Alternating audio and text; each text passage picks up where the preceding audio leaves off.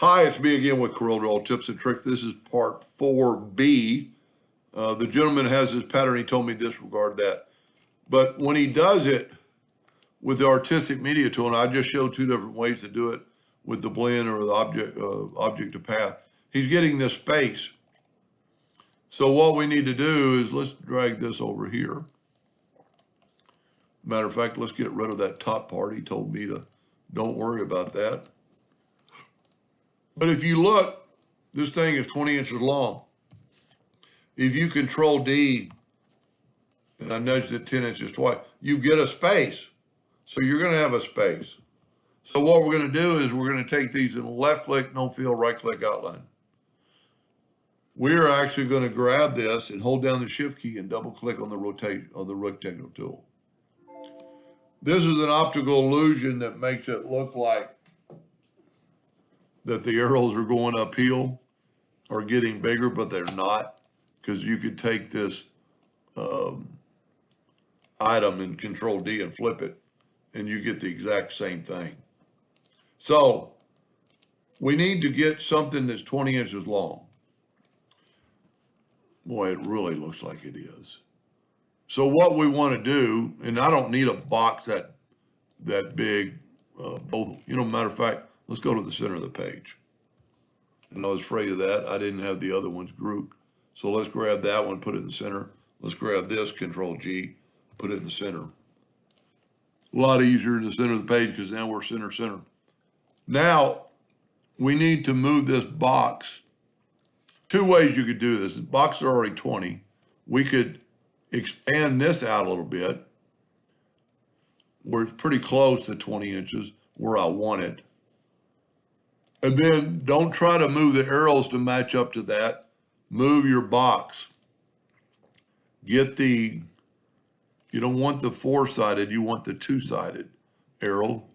And then when you start moving it, you can move it up and it'll hit that node. Now we want the exact same thing on this other end, which is pretty close already. But we've got to be dead on for this to work. So get down here till you get a two-sided cross. And then when you start moving around, you can move it up and you have that node. Now we need to cut these ends off. And let's zoom in here and go ahead and cut it all off. Now when you use instead of using the Smart Fill tool on the whole thing, we can grab these. Whoop, we don't want the box itself. And I'm going to left click, but it will not fill in those two. So you can take your Smart Fill tool and fill in those three little spots. Now we can take our box away, and voila, we're going to make it 20 inches. So I might be a hair off. Okay, Control G to make sure it's grouped together. Control D to duplicate it. You know what, whenever I do that, I'm going to erase that. I'm going to change my nudge factor to 20. I'm going to Control D and duplicate, and look at that. Our arrows are continuous. Now, I'm going to go ahead and make it 100 inches long. So if we measure it now, we're at 100 inches. Control G to group that together. Now let's get over here and let's make so when you really do this, it's a lot easier to use the blend tool or the object to path, but he's trying to blend another picture. I totally understand. Go up to object and convert this to a curve. Go up to Windows, Dockers, Properties, and click right here. And we've got 172 inches, way too big.